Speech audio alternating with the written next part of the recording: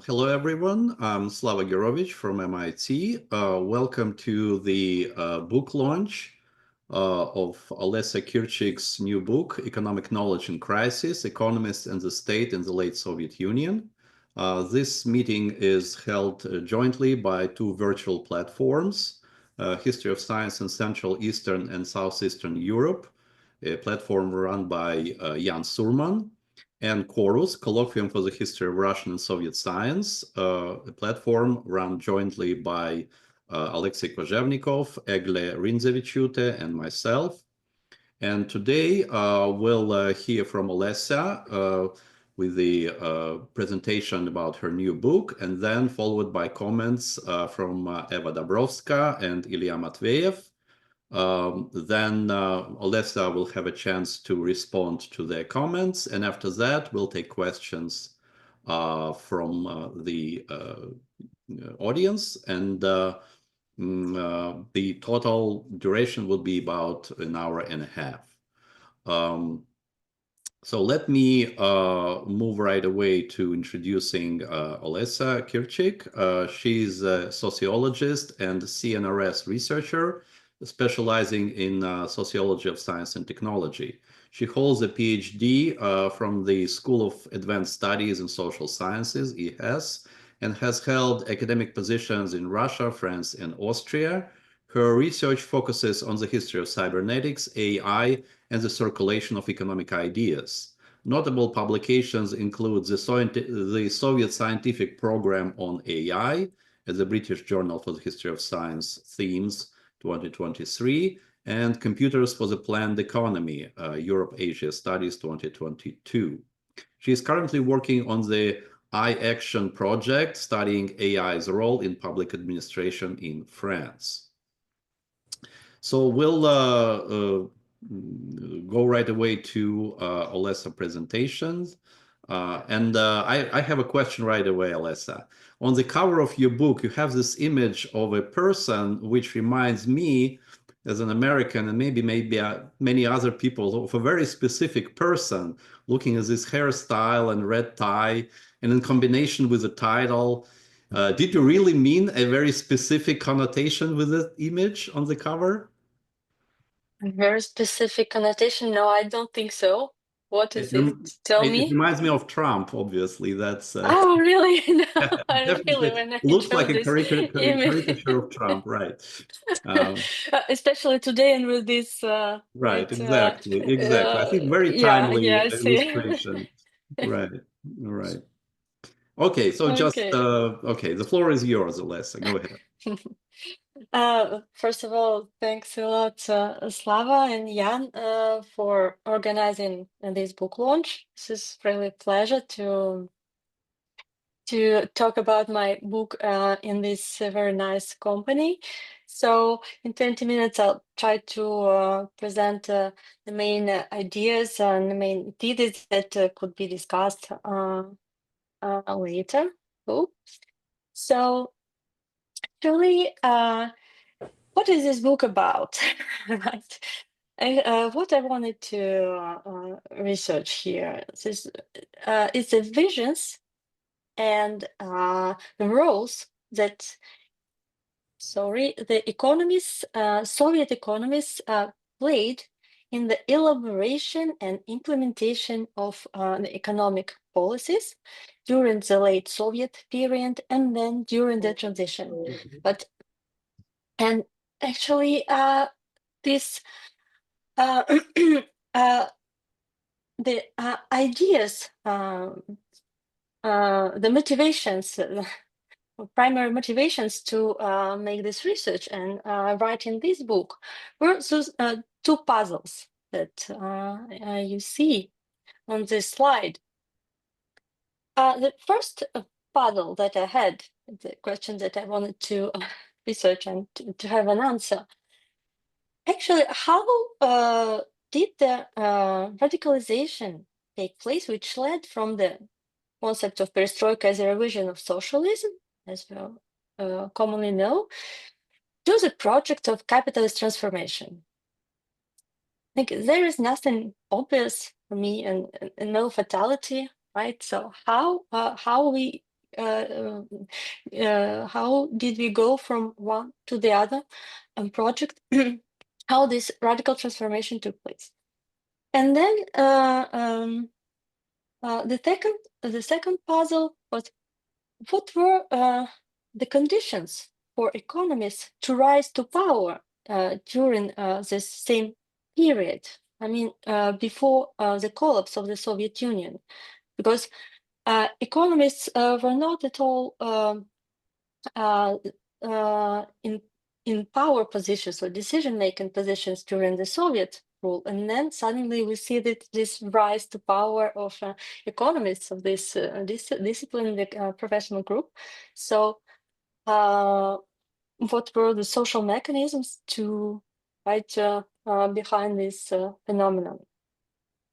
And I'd like to say right now that this is not an economic history of perestroika or the late Soviet Union of transition.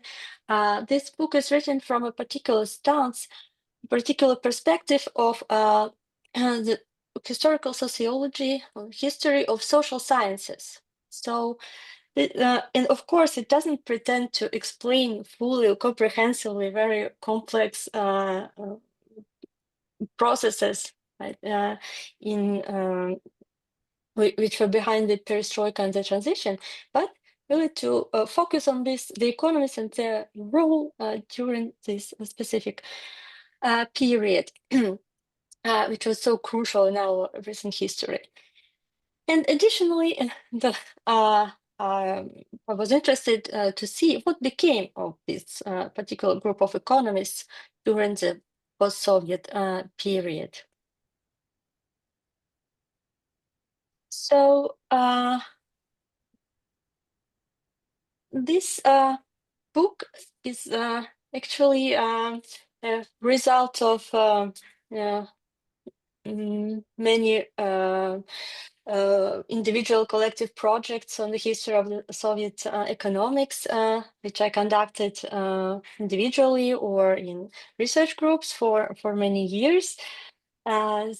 First, I started to study rural or agricultural economies during the Soviet time, and then during the post-Soviet transformation.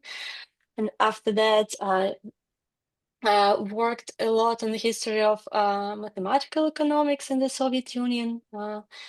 And then lastly, had some projects on the history of the planning, Gosplan, the planning committee, and also on history of the scientific cooperation between France and the Soviet Union during after the Second World War. So this book is somehow informed, of course, by all this research that I done previously. But specifically for this book, I just I tried to reread all this previous research just to answer these two questions that I formulated right in the start.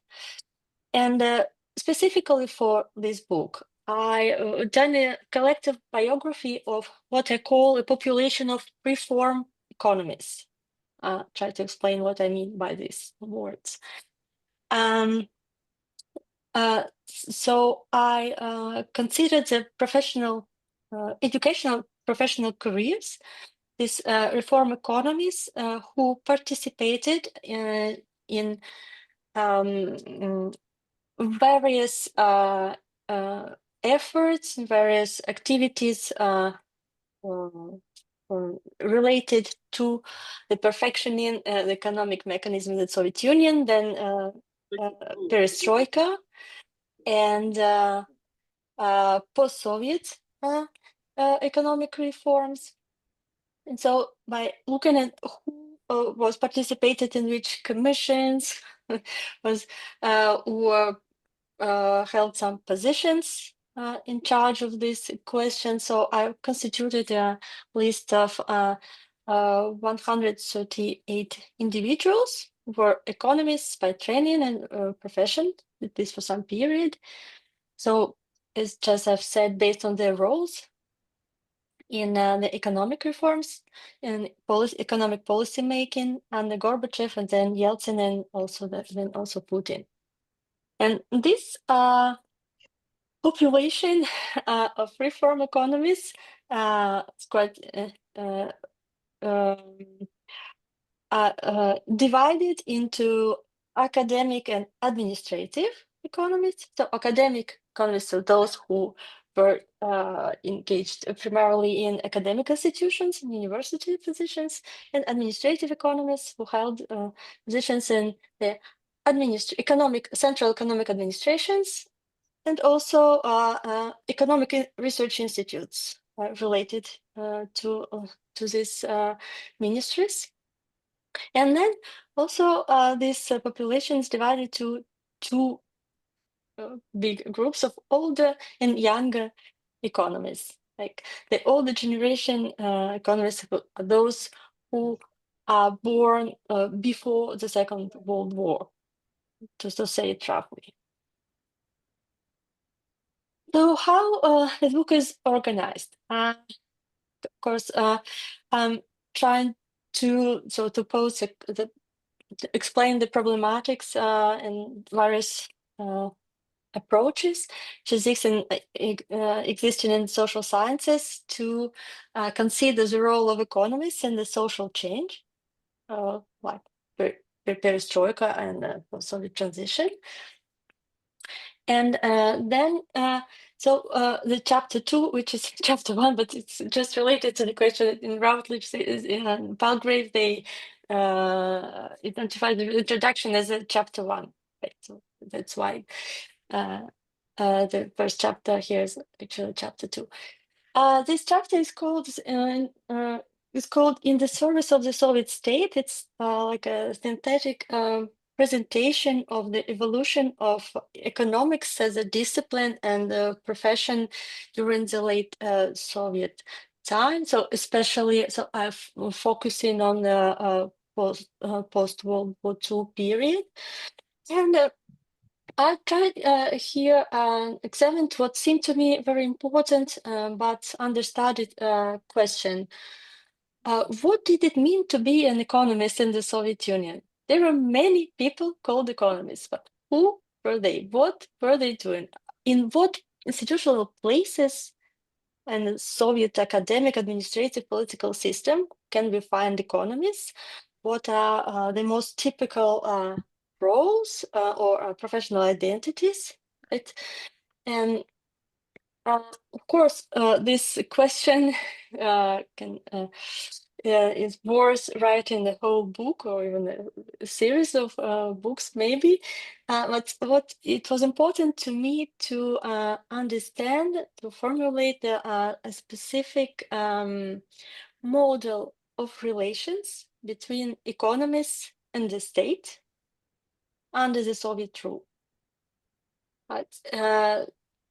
And what I discovered is that probably the nerve of this chapter is really to understand this fundamental tension, this paradox between, on the one hand, this desire of the Soviet state to present itself as a scientifically founded, right, and rational, and therefore economists are all frequently called upon to contribute to rationalize this management of the Soviet economy, which is sometimes criticized as being as irrational and not really scientifically founded. But at the same time, a tight political control upon the production of the economic knowledge and a very little place for real agency for economists in this system. Although they are only present in somehow in the system, but never in the decision-making positions.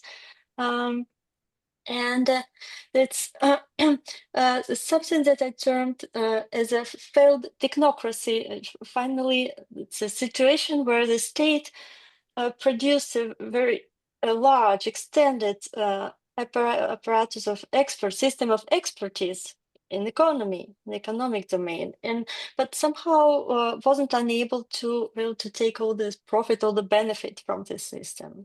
Right. So I try to go faster. next chapters. And then the chapter 3, academic bureaucratic nexus, actually presents an evolution of this model of relations between economic knowledge and the state from the late 70s, so where we may identify the beginning of a new renewed efforts to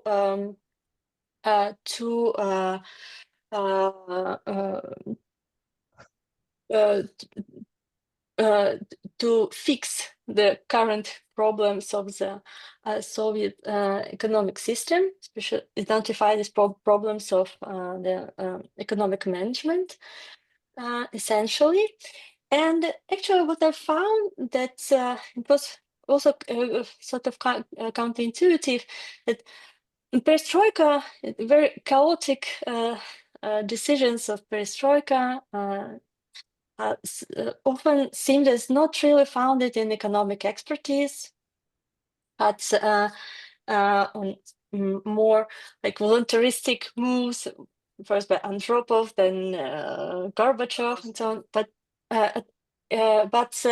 interestingly, I found a real continuity in this effort, a continuity institutional, but also on intellectual level. And I've seen that economists were really very present during this time in the administrative system to produce knowledge for these new reforms, economic reforms of the 80s. But still, until the end of the 80s, let's say, this decision-making, this burgeoning activity on perestroika takes place in a very narrow circle of reform economists, concentrated in the elite research institutes, especially the Academy of Sciences, but and also in some central administrative bodies. And so from this activity, various commissions with very difficult and long titles for perfecting economic mechanisms, so produced some common reformist wisdom on how the economy had to be reformed. And then so the laws that began to change how the Soviet economy works, like the famous law on enterprise or on cooperatives or individual activity, were really based on all this work. Was not really visible to the external eye.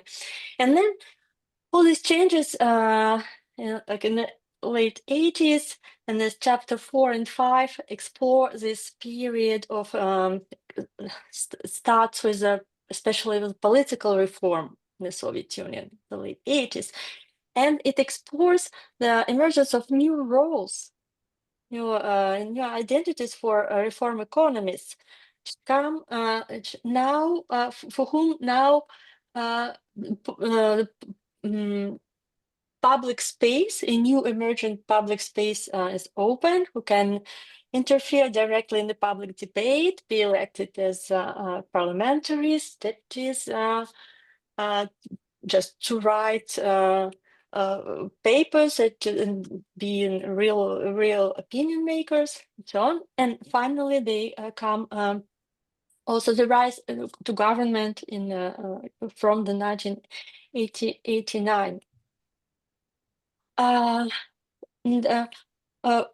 finally, this chapter 6 explores how what happens after this pivotal year 91, when the 92 transition begins. So I'm trying to explore their professional trajectories and how their positions on the political reform and the economic policies changed, evaluated during this period, and finally how the economy was in full reform itself, right? So that's where we see that the economic crisis as a crisis of the economy becomes also the crisis of science, economics and social science. And so how it evaluates in the 90s and later in the 20s. And then in conclusion, I go back to this question of the relations between economic knowledge and the authoritarian state, with the consolidation once again of the authoritarian rule during the previous decades. So now I have in 5 minutes, I'll try to present what is, I think the main contribution and the main argument of this book. So first question, how was this socialist project abandoned eventually? So as I began to say, this this activity around economic reform, which I call during this period of long 70s, and which is often called the Previan stagnation, as I show, was really an incubator of ideas for the reform and the consolidation of this milieu of economic reform. And then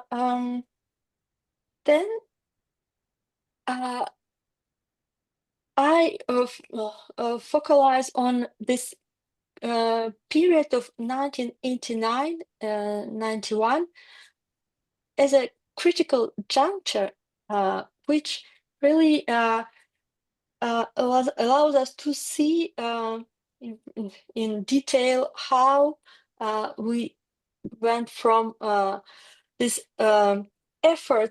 previous efforts to reform socialist system to the new paradigm, or new the idea that finally this system couldn't be fixed, and that we needed to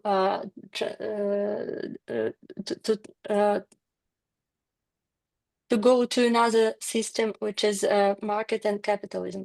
And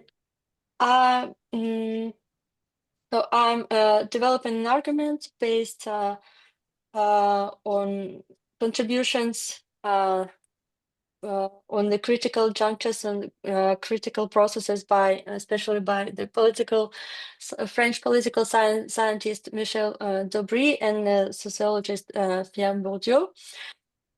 Well, which is very helpful to explain, decorticate this period of radicalization during this very short period of time. So during this time, we see not only the economic crisis or the economic legitimization of a socialist model, but indeed multi-sectoral crisis, and which now concerns every aspect of the Soviet life. And it is the radical political uncertainty of this period which opens up the space of possible options which didn't exist before. And it is during this particular moment that market, an idea, emerges. It's the only possible goal and way of salvation for the radical economic reform. And my argument here that it is this crisis, this situation, which is perceived by actors as a critical, without possible way out in the framework of the existing system, which allows the emergence of the identity of revolutionary or radical reformer, and which it is interesting that I insist a lot on this idea that often the situation is presented in different ways. That first revolutionaries or radical reformers, some people with some radical ideas appear, and then they are there that they facilitate somehow, or there's some causal relation to this radical transformation that we can observe. But with the ideas based on ideas of Dobry and Bourdieu, I'm showing that these identities don't really precede this period, but they emerge during this in this dynamics of this critical juncture. Then I in especially in this chapter 6, chapter 5, sorry, trying to explain why, how this the economists of these different groups were older generation economists and younger generation economists come to power, and I mean they begin to so they are appointed first by Gorbachev, then by Yeltsin to key positions responsible for reform economic policies. And this is an extremely important moment, that this is indeed for the first time since the 20s in the Stalin school, that the economists come directly to power, to this decision making. In this is this critical juncture is a very specific period. And I think that I don't have much time to explain all this complex story, explaining how it was all the rivalries between different groups of economists. But probably what is just limit myself to the central argument that contrary to the dominant narrative by members of the team of Gaidar and Chubais, that who often presented it like a sort of a fatality, their appointment, their appointment to lead the reforms. I think that actually there was some competition of people, and the process of selection can be explained this to me by the place of these economists in the general structure of power relations and the networks of expertise and power, which emerged and consolidated in the Soviet Union during the 70s and the 80s, right? And in this, my book is really, this argument is really counterintuitive, as it also goes against a common vision of this economic reformers as being exterior to the state, or quite marginal actors, so even sort of dissidents, right? What I'm showing is that they are coming really from the very heart, from the very center of the Soviet economic, academic, and administrative system. And I explained that finally it was Gaidar who was appointed as the head of reforms, that he was the economist who possessed the largest amount of reform capital and symbolic capital associated with this reform activity. And then also it's another important factor was the political struggle between the Soviet and new Russian authorities, and some other groups of economists, like the older generation economists and the economists related to Yavlinsky, the author of 500 Days program, who worked for the Soviet authorities. So this political struggle between the two can explain us. So this the rise to power of Gaidar and Chubais. And then probably yeah, I'll go to right to the epilogue of the story.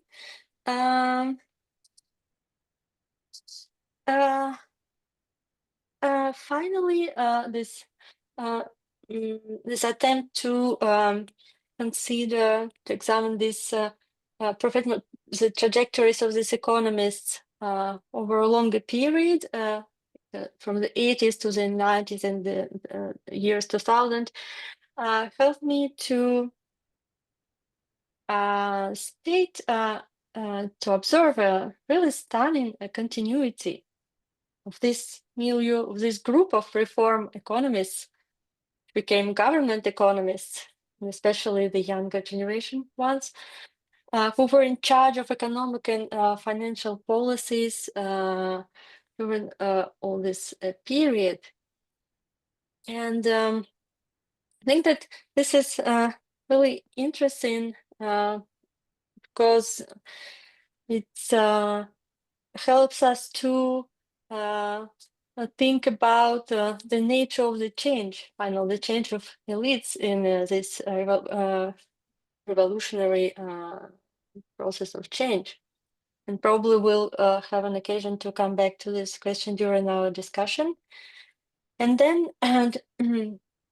I can just observe also a gradual loss of power and agency by these reform economists, especially in the years 2000s, 2010s. And so I can analyze this political disengagement, reform economists, and their cooptation by the power. So, or they call it transformation of young reformers to system liberals, right? And so we can see that these economists were part of this, as they were parts of these networks before, during, and after perestroika. Right? This explains this the positioning of this, even the political positioning of this economists, and also the fact that finally there was very little critique or strategies of critique or voice or exit strategies. So most of these economists finally became really the part of the system, which evaluated and became itself more and more oppressive. And what we can probably impose the conjecture that sort of regression this economists to the Soviet technocratic habitus was like this when we consider the current positions of these post-Soviet technocrats. Is I think is quite complex indeed, and I think this here we come somehow to the beginning of my story, right? Considering this relations between the economic knowledge and the authoritarian rule, and we can observe a complex mixture of various motivations like personal loyalty, sense of professional duty, and probably ideological conviction, but also political pressure, right? Which define the positions and professional identities of these economists. Probably right now I don't have time, but probably we will be able to consider this such interesting cases from like Kuzminov and Abiulina or Andrei Belousov, for instance.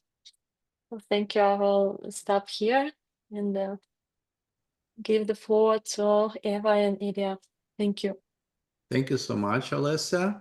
Let us move to the first commentator, Ewa Dąbrowska. She's a postdoc in the cluster Contestations of the Liberal Script at the Institute for East European Studies at the Free University in Berlin. She obtained her PhD from the University of Amsterdam with a thesis on ideas and policy change in Putin's Russia. Her current research focuses on alternatives to the liberal norms and institutions in the governance of the internet, data, and the digital economy in Russia and the global south. Eva, please, floor is yours.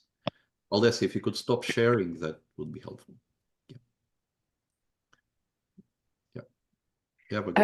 Thank you. I will highlight a few points about Olesia's book that I found interesting or that I would like to discuss. I will embed it a little bit in the literature and some usual narratives on this topic. I will comment on the role of crisis in Olesia's book, on the embeddedness of reform ideas in the Soviet economic culture, also on ideas and the question of labeling them and the question of neoliberalism, and some small points about Western ideas and about the insider status of reform economists, which Olessia already mentioned, actually. So to start, the book came out at a particular moment when some historical distance to the events of late 80s and early 90s was possible. Even though Olesia's book, of course, is not a strictly historical book, but it is noticeable, this kind of historical distance and also the use of archives. And Olessia, as well as my colleague at the cluster Contestation of the Liberal Script, Tobias Ruprecht, are interested in telling this story with more nuance and differentiation than it had been done before. And I think that they are both arguing against the narrative that Western ideas and especially liberalism or neoliberalism brought destruction to Russia, and also a narrative that gives agency to the ideas subsumed under this label. A narrative which became very popular in Russia and has been instrumentalized by Putin's regime to legitimate it. And this legitimation was very successful because the narrative was actually very similar.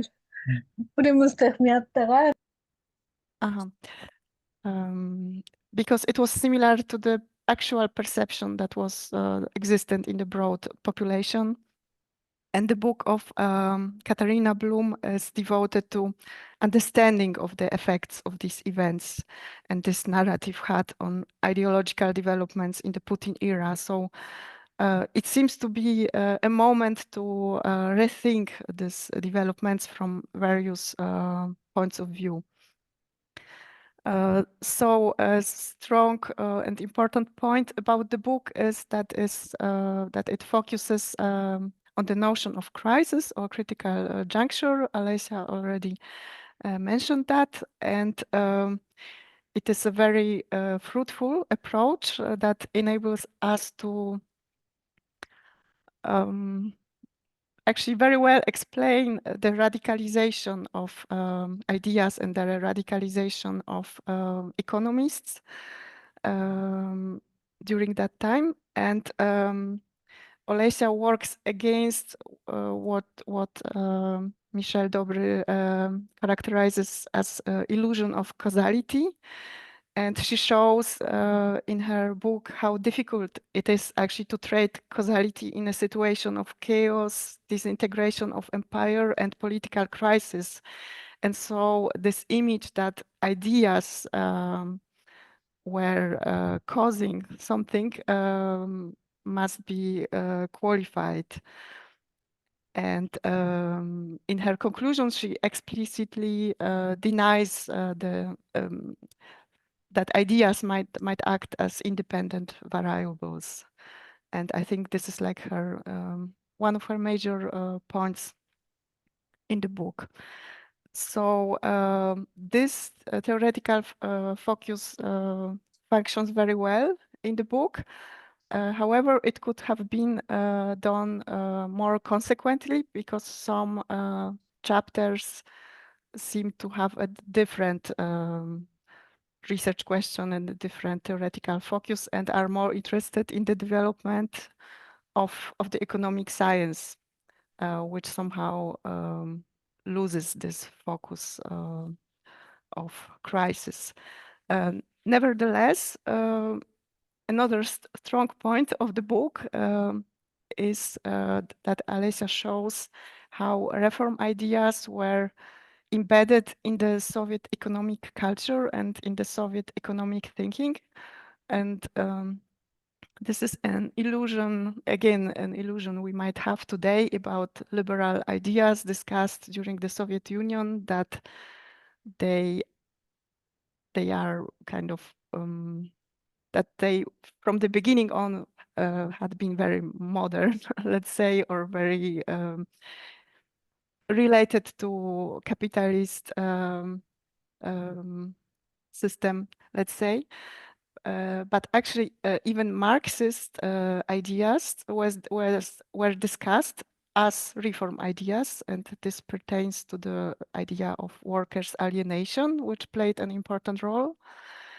And also, of course, also the period of NIEP, New Economic Policy, was also an important reference point during the reform debates of the 80s.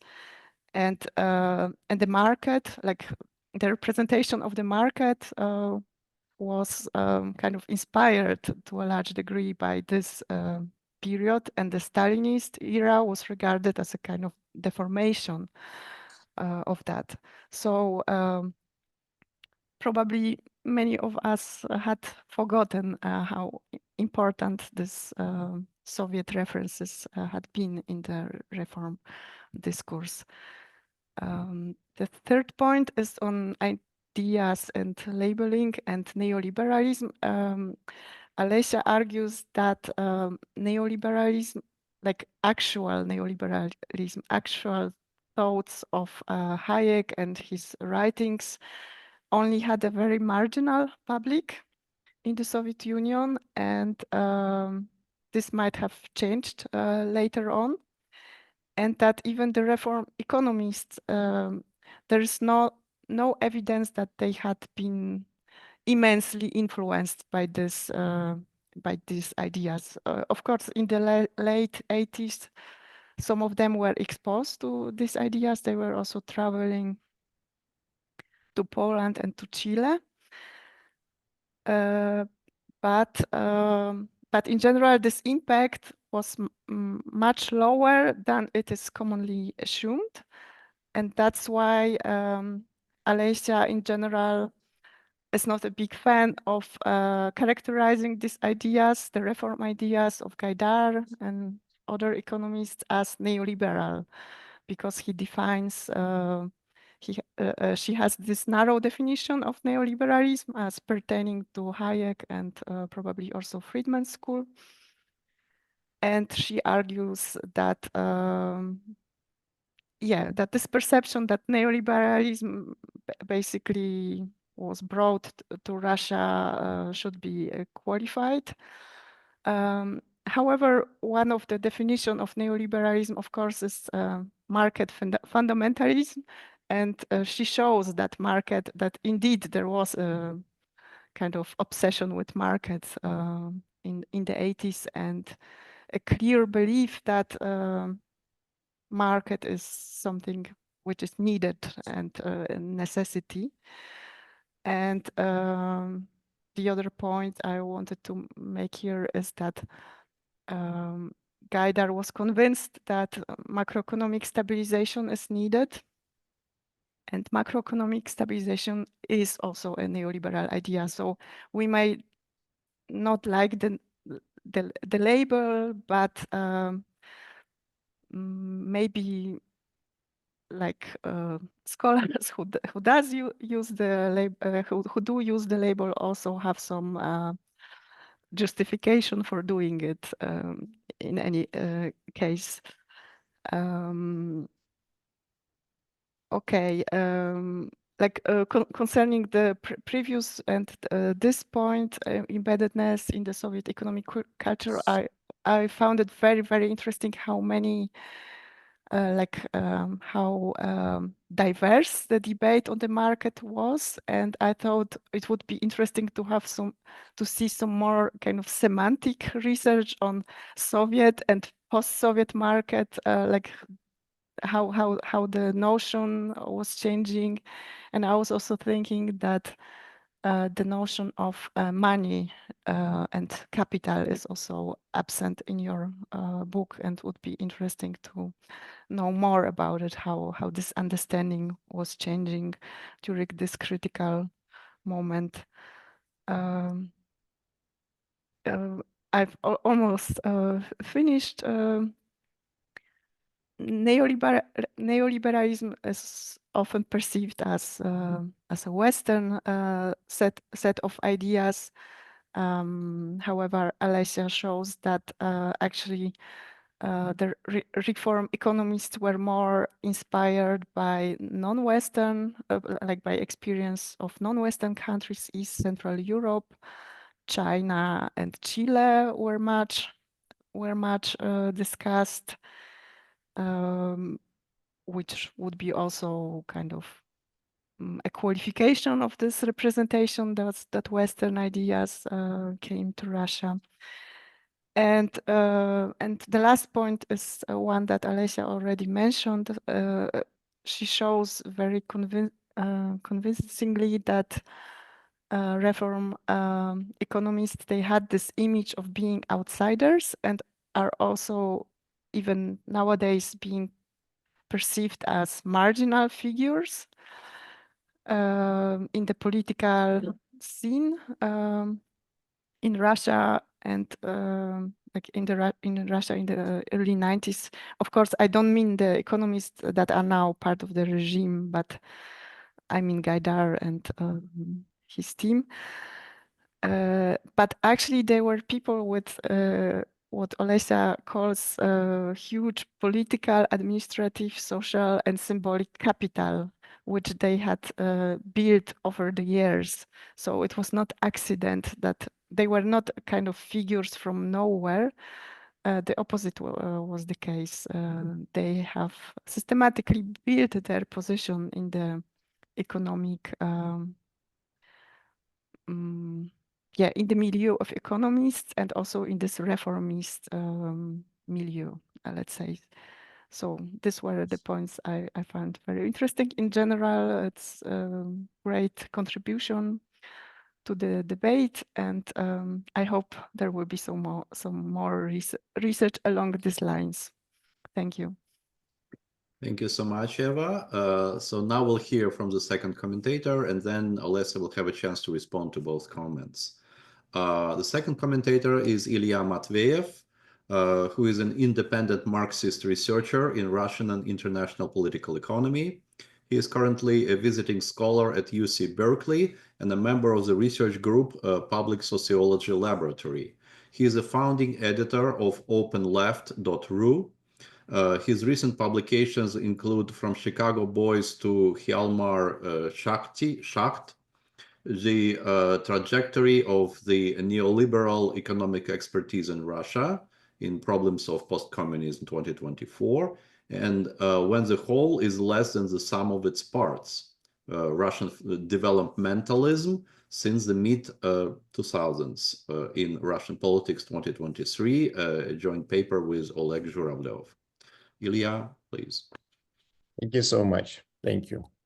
So I was really happy when my colleagues invited me to this event, because Olessia's book is really a treat intellectually, and it was just very interesting to read.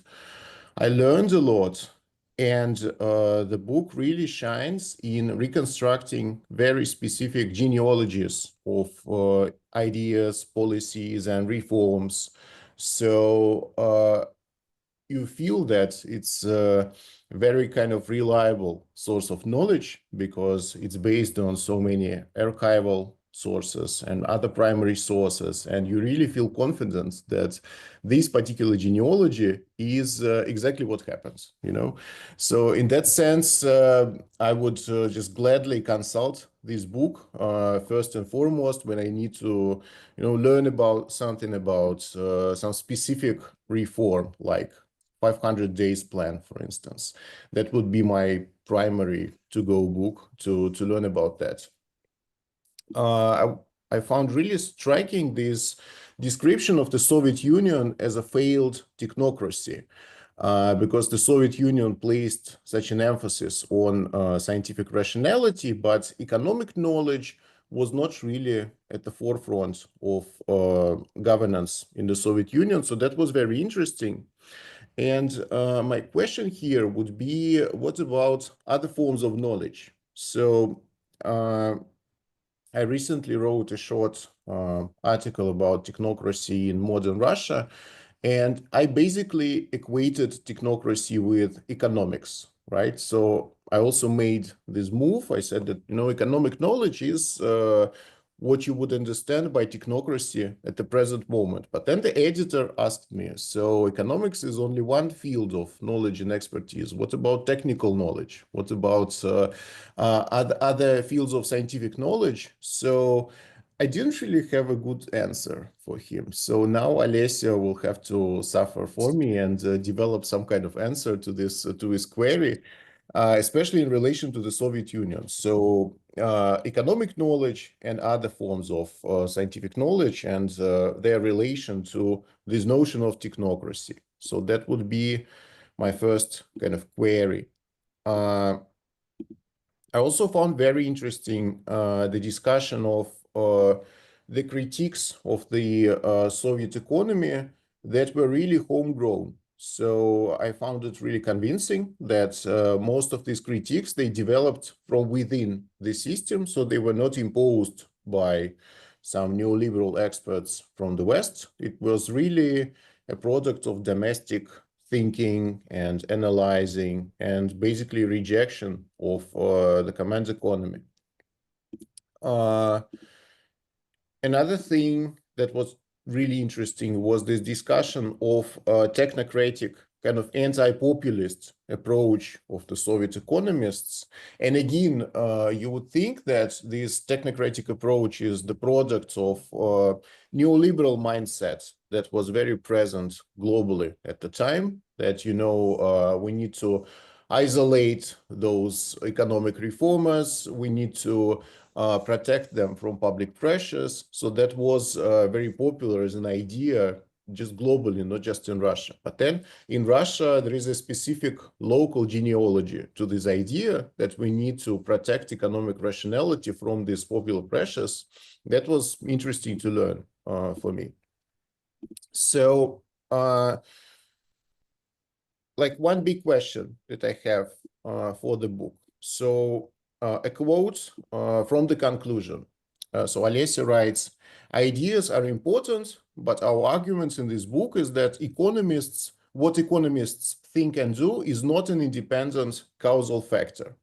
So first of all, I don't think that it's really an argument in the book. So Olessia's puzzles, they're kind of that she herself listed in today's presentation, they're a bit different from these arguments. So the book really argues and explains how this particular group of economists became prominent and became part of the government in the early 90s. And this is a very convincing argument to me, so I wouldn't dispute Olessia's authority on this. She really shows very clearly why Gaidar and Chubais were the people who became so important and influential as reformers in the early 90s. But I mean, the fact that what economists think and do is not an independent causal factor, I don't think it's really proven or even explained in much detail in the book. And also the sentence itself is kind of contradictory. If ideas are important, then in what sense? In what sense are they important if they are not a causal factor, right? So what are they then? And then subsequently, Olessia writes that the study sought to challenge the totalitarian perspective by exploring the possibilities for economists to negotiate the spaces of relative autonomy, produce critical discourses, and shape the state's plans of action. So economists did shape states' plans for action. Therefore, their ideas can be treated as a causal factor, I think, to some extent. So this kind of contradicts Olessia's previous statements. And then there is this contention that during the period of crisis, ideas develop very quickly, and so we should not interpret this reformers' policy as an adoption of some kind of consistent neoliberal program, especially like learning this program from the West and then implementing it in Russia. Instead, we should look at this as a kind of contingent response to a critical situation. And a lot of those ideas, they emerged during this situation. So again, I find this convincing, but this can be actually an argument against this notion that ideas do not play a role, because it is precisely during the times of crisis that ideas do play a huge role, because crisis means uncertainty. Uncertainty means that you need to somehow navigate this unpredictable situation. And so when unpredictability increases, you need some kind of guide, like how do you act in this situation? And this is when ideas become important, right? So I would say that political science literature on the role of ideas in policy making emphasizes this connection between ideas and uncertainty. So to my mind, and also reading this book, ideas were extremely important, actually, in the early 90s, and they were an independent causal factor in all this story, because so it's not like the positions of all those reformers, they were shaped by political forces, by social forces. Of course, they had all these pressures, but at the same time, because of this increased uncertainty, like their thinking about the economy was actually crucial to shape the scale of reforms and the nature of reforms at this critical juncture. So in any case, it's not really even a criticism. It's more of just an invitation to elaborate on this and to think more about the role of ideas, because I think that Olessia's book is really, really successful in showing how ideas change and what are the genealogies of specific ideas. And she demonstrates this in a very, very minutiae detail, kind of in a very detailed manner over short periods of time, even how ideas developed in the span of a couple of years. So Olessia does show how ideas change, but she doesn't really show how the reality changes under the influence of ideas, right? So the other kind of direction of causality, she doesn't really explore it. And I think it is a crucial question. And I mean, there has been so many debates about the role of neoliberal ideas, or whatever we call them, in this process of reform in the 90s. And Olessia is perhaps best equipped to answer this question because of her knowledge of those specific plans and policies and the people behind them. So I think the question still remains. Nevertheless, the question still remains: what was the role of ideas in the process of reform in the 90s? And I would be very interested to learn an answer. All right, so these are my short remarks. Thank you. Thanks so much, Ilya. So, while Olessia is preparing her questions, I'll invite everyone to start preparing their questions. And if you already have a question, please put a question mark in the chat, just a question mark. That would allow us to see the list of questions. Then I will give you an opportunity in that order to ask your question. So Olessia, you have 5 minutes to respond to Eva's and Ilya's comments. Yeah, Philip, thank you so much for reading thoroughly the book and commenting on it. Your feedback is really valuable for me. It's very important. And this is one of the first times that I discuss my book publicly, so it's really yes, it's really nice and important. So thank you for these various points. All of them are important. Probably I don't know if I respond to this debate on neoliberalism. I think that was your more question, right? What I was trying, I think this is quite ambiguous in that you can say this sort of like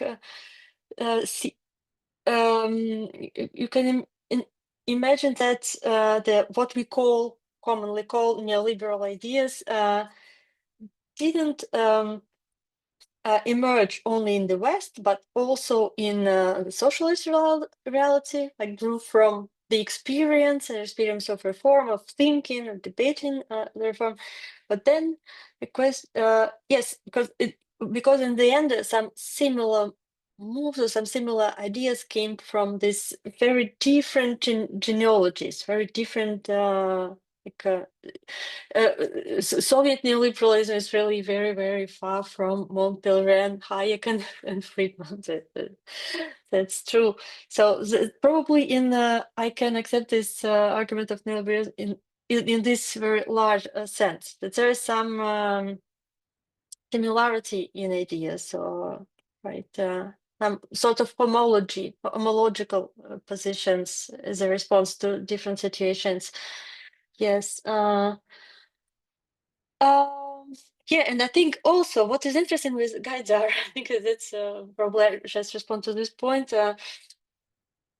You said that he was convinced that macroeconomic stabilization was needed, not only him, but almost anyone at that particular point of the story, at least in the reformist milieu, right? And I think that this important to understand that this then indeed the idea behind this policy, particular measures or set of measures, grew out from the previous experience of reform. But then I think what I call neoliberal moment and the effective arrival of of Western economists, and among them some neoliberal economists, that provided a language to talk about this. I think this is very important. That's where we can identify, the change, the transformation of discourse, of the language, the concepts used by economists, right? From Marxist Soviets reform economic vocabulary to the more contemporary Western Washington consensus vocabulary, right? So I think that there was at some point there was indeed a meeting between the two, but it was really what I call a moment, neoliberal moment in time. And then the comment of Ilya and the question of Ilya somehow related to this question of neoliberalism as well. And the agency of ideas. It was really one of the theoretical conundrum of the book.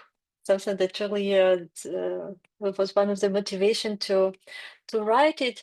And when I put it in this phrase from the conclusion that you just read out loud, that actually what I was trying to say with this is that was against some how fatalistic or mechanical vision of the agency of ideas.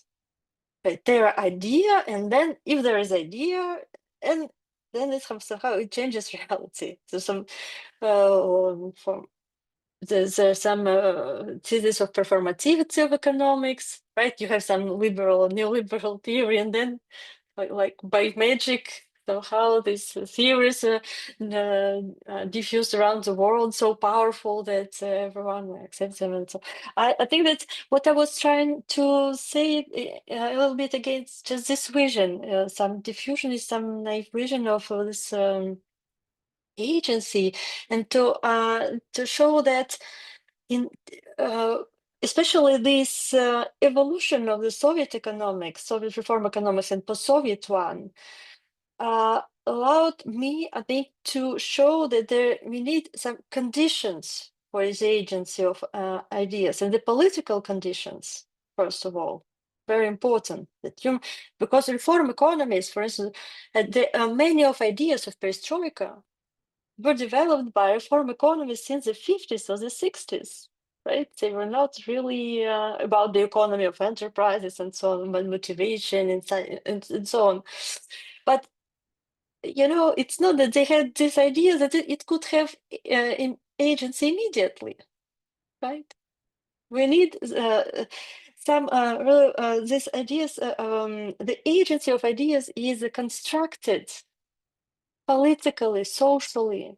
Like I think that it was also important for me to show how this reformist milieu was constituted and consolidated during 3 decades. Actually, since the 60s, right?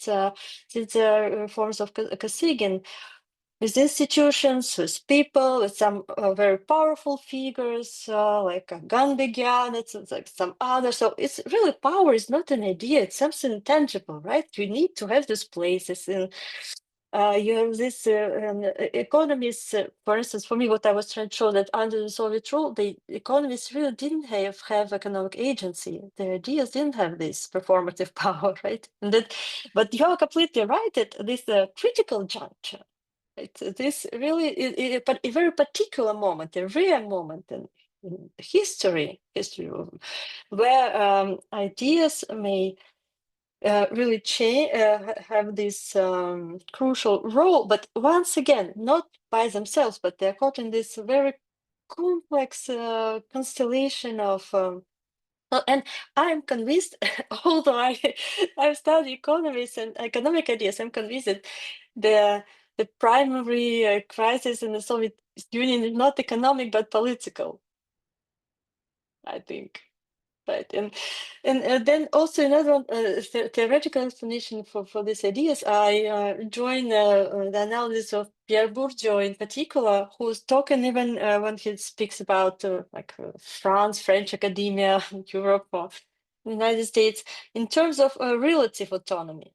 That ideas, even in democratic regimes, academic spaces, academia, we have always a relative autonomy, and it is always threatened. And I know with what we live now, and you live in the United States, also a good example. So we just mentioned Trump in the beginning, that political freedoms can be attacked at any moment. And the agency of intellectuals, economists, nobody who listens today to economists in the United States with this tariffs story, right? So I mean, this agency. I want really to emphasize this idea that the conditions, necessary conditions for the agency of ideas and for the role of intellectuals, of scientists, and right, in policy in the social orders, it's not at all something that is given.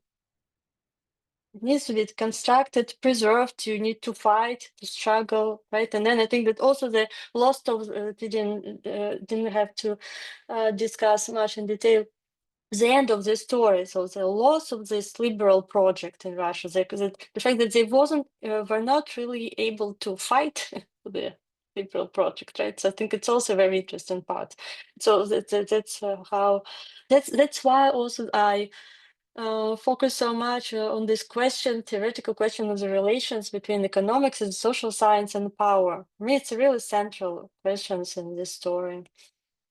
So then about technocracy, also very nice point about technocracy. And I think that, of course, although my focus was on economy, but I also, I study other topics, for the history of computer and information technology, and even even artificial intelligence in the Soviet Union. And somehow, and even there, I find the same story. Yes, there were specialists and very interesting ideas about artificial intelligence in the Soviet Union. and very good mathematicians and engineers, wonderful, very creative, and so on.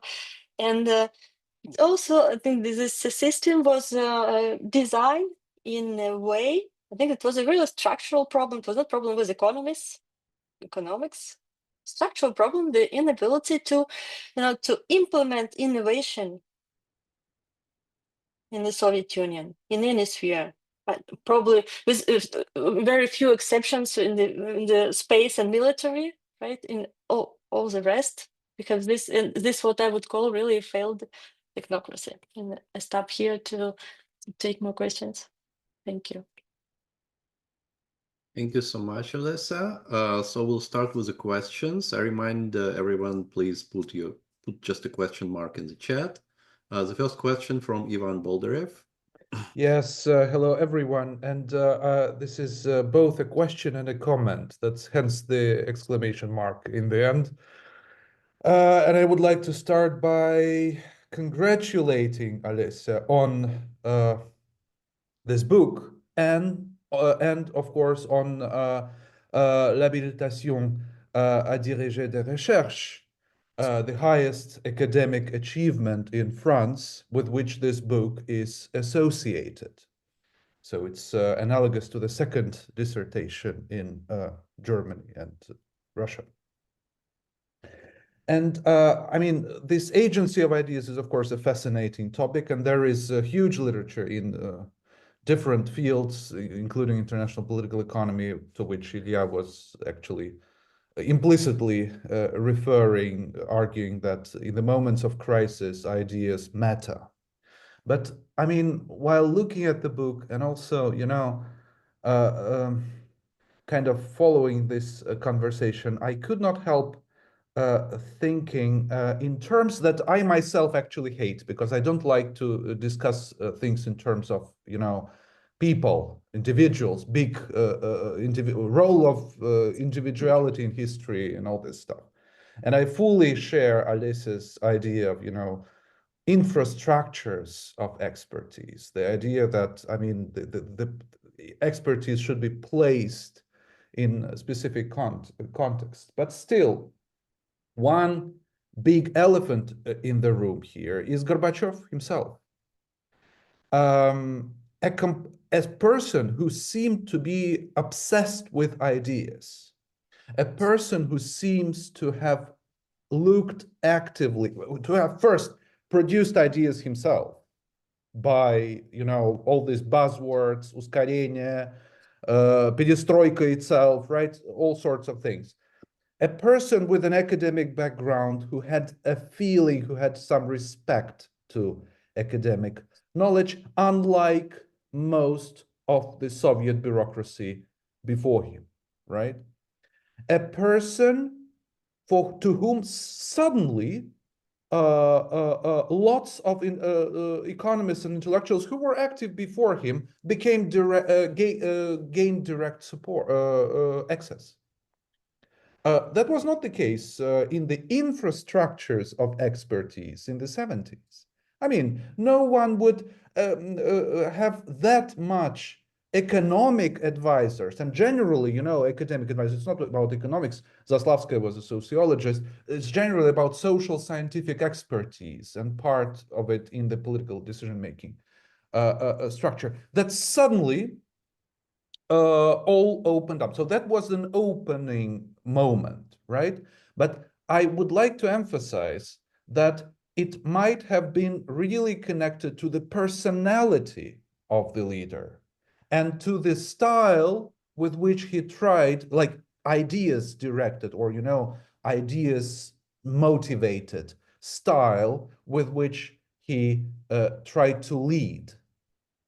And I think the book does not say that explicitly, but it demonstrates this in many different occasions. I mean, there are all sorts of, because it tells the true story. So I guess we have reasons to believe that that was part of the true story as well. I wonder what you think about that. Thank you. Thank you. Yes, I think this Gorbachev factor is really very important, and I fully agree. Then that, and when people say, commonly phrase, Gorbachev развалил Союз. I think they're curiously right, but not in the right sense, not in the sense that they think, the people who say it. Right. But I mean that he really decided this ideological, ideational renewal of the debate, opening up of the public space, intellectual space, and especially the political reform, which was really the key, I think, to everything. And just really huge difference, the most important difference with the Chinese path.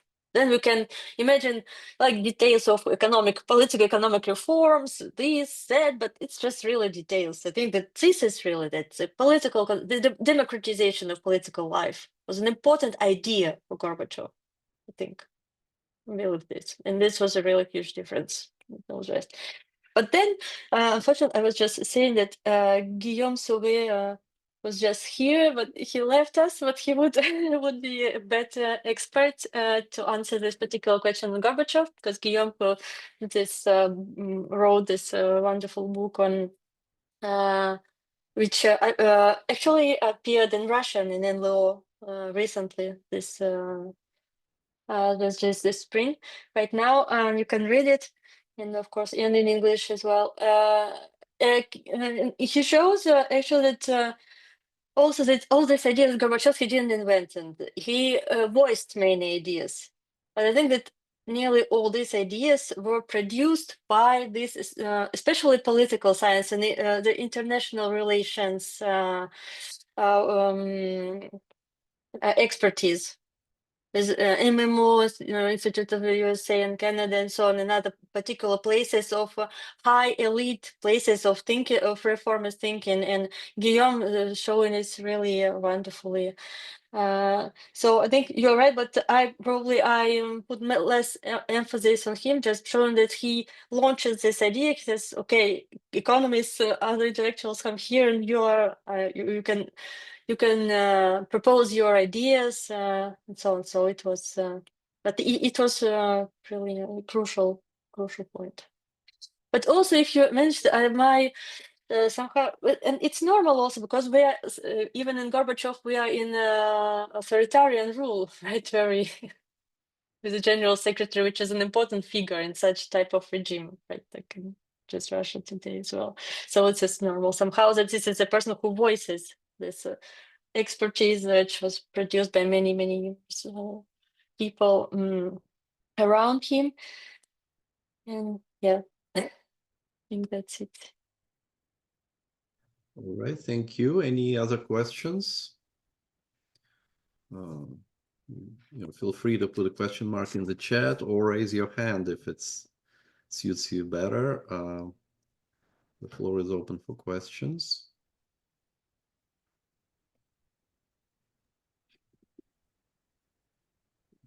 Okay, Ilya, go ahead. Thank you. So I will just continue this line of reasoning. Like I agree completely that ideas do not work like automatically. It's pretty obvious that ideas do not work automatically, but then the book becomes the story not about the fact that ideas are not an independent factor, but it's a book about the interaction of ideas and other factors. So it's true that the agency of ideas is constructed, but then this is precisely what we want to understand and what we want to explore. So how do ideas work? What role does the crisis play in this?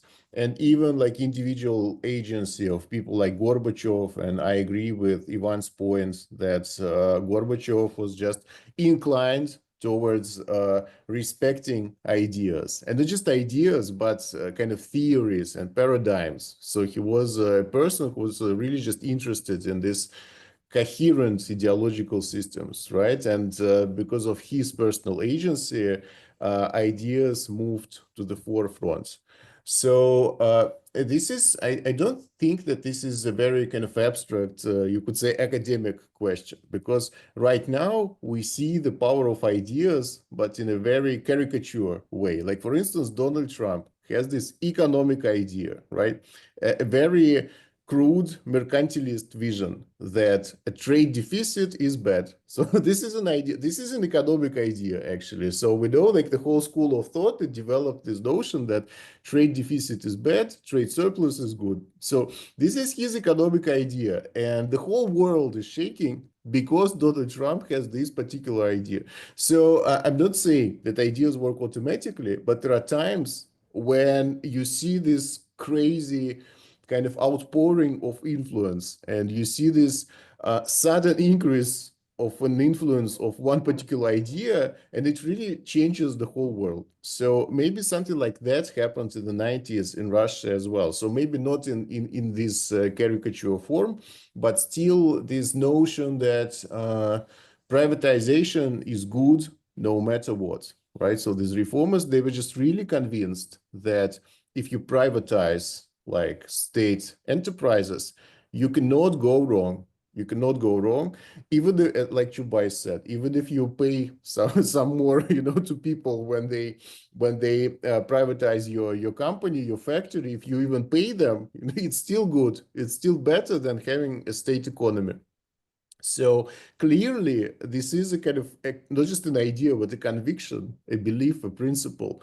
And this kind of conviction played a huge role in Russian history. So, I mean, I've read a few like papers and books about trying to look at ideas very specifically, like how do they work? How exactly do they work? And what is the interaction between ideas and structural factors? And what is the logic, the mechanism here? So this would be just very interesting to explore in the Russian case as well, because like I said before, I don't think that we have a full answer right now. This is just something like a task for the future. All right, thank you. Olessia, would you like to respond or just leave it We'll at probably have another question because we Okay. haven't from Right. Alexei. Okay, let's move on to next question, Alexei.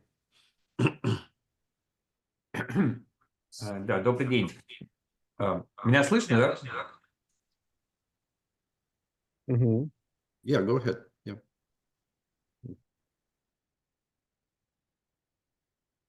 Да.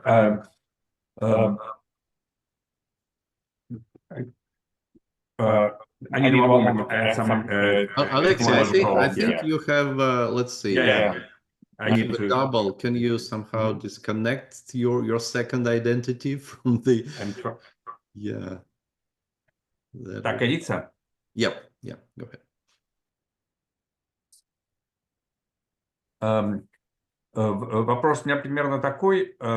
Помимо тех экономистов, которые попали во власть, было много экономистов, которые не попали во власть. И помимо идей, которые сработали, было много идей, реформистских идей, которые были отвергнуты и не пошли. То есть и эти идеи, как правило, были где-то в промежутке. То есть дикотомия, фундаментализм рыночный и советское планирование. А есть много реформистских идей, находящихся, скажем так, в гибридной области, как бы промежуточной между. И вот я бы хотел понять, насколько взгляды тех людей, как бы вы посмотрели, не знаю, как бы я просто, к сожалению, книжку не прочитал, но понятно, что буду читать. То есть я просто назову некоторые фамилии или варианты, которые как бы могли там быть. То есть были, как бы, опять же, советские реформисты Еременко, Абалкин, Явлинский, понятно, которые предлагали другие планы, которые как бы во власть не попали или идеи были отвергнуты. Был Янош Корнея, которого как раз Гайдар, по-моему, часто цитировал, или его поколение цитировало как идеи, которые на них оказали влияние, не напрямую Хайек, а вот как бы через венгерского экономиста Яноша Корнея. Был Джеффри Сакс, который сейчас имеет, как бы, высказывает как бы другие точки зрения по поводу как бы опыта реформирования советской экономики по сравнению с тем, что он продвигал тогда. И такой как бы главный вопрос, который, мне кажется, редко обсуждается, почему как бы китайский сценарий не рассматривался, или как бы почему советские экономисты вообще и интересно, как бы, рассматривали они как бы вариант вхождения в рынок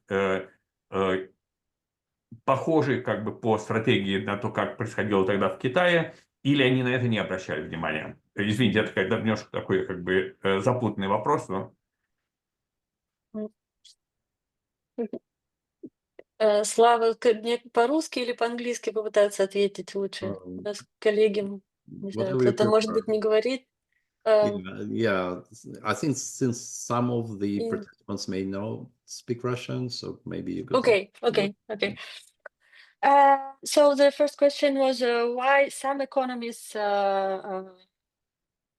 didn't come to power. Some of them raised to power, some didn't. So actually, the big part of the book is dealing precisely with this question. And as I'm explaining that, indeed, there were the point of 1989, 1990, many people, and even not economists, but even directors of Soviet enterprises also came up with some plans, some projects for privatization, or some other economists proposed other plans of transition to market. And feel that I'm trying to show in the book that it's not an accident that people who actually came to power, they were very central. They were part of the networks of expertise and power in this period, right? So they were not like picked up like accidentally. Like this one, or why not that one? Why not this idea? This is a really structural, I think, thing, and that. When you are talking about Balkin or Yavlinsky, they actually rose to power. Balkin was the first raised to the highest position in power as responsible of the economic reform and of the commission that was elaborating the plan of transition of the Soviet economy to market from 1989 to 1989 to 91.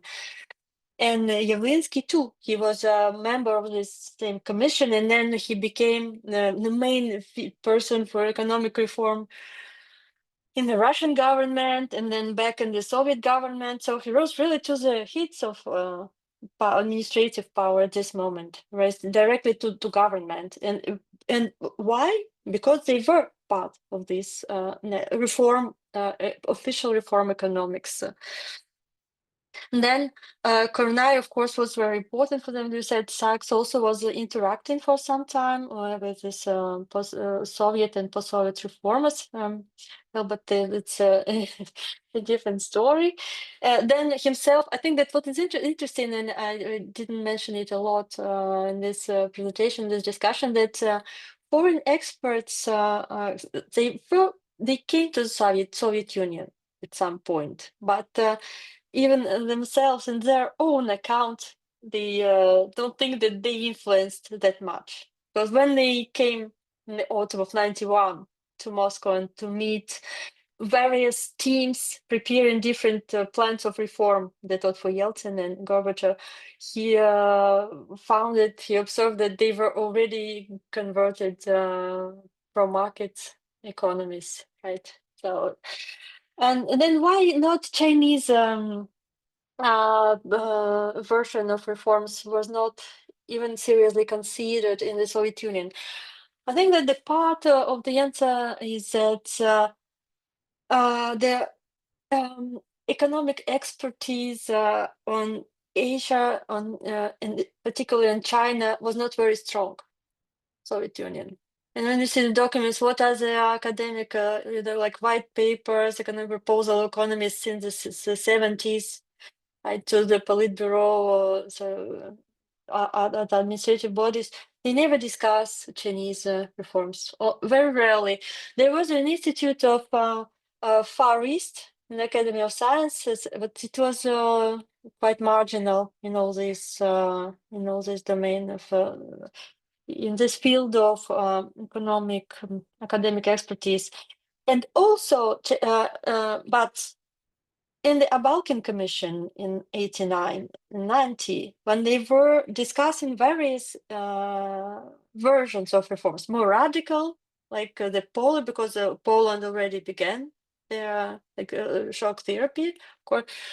And so they were aware of what was happening, and in the document I found that they mentioned Chinese way, but it was not even discussed. They saw that at that point in 1990, they felt like they didn't have time and full control over economy to realize this version of reforms. They didn't think they had like 3, 5, 10 years before them to implement very gradually and under control of the Communist Party, right, under the firm grip of the Communist Party, the reforms. It was way too late in 1990. All right, thank you. Any other questions?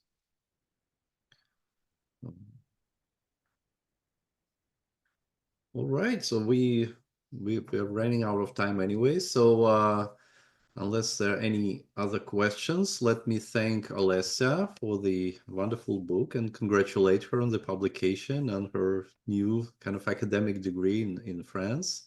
And let me also thank Ewa and Ilya for their comments and to all participants for their questions.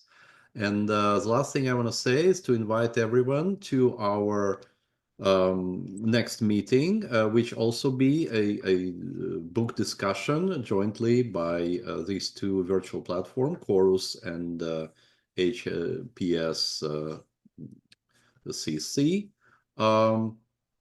And the next meeting will be in 2 weeks on April 24th, and we'll be talking about Ksenia Tatarchenko's new book, Soviet Siberia, Psi like in science, the Politics of Expertise, and the Novosibirsk Scientific Center.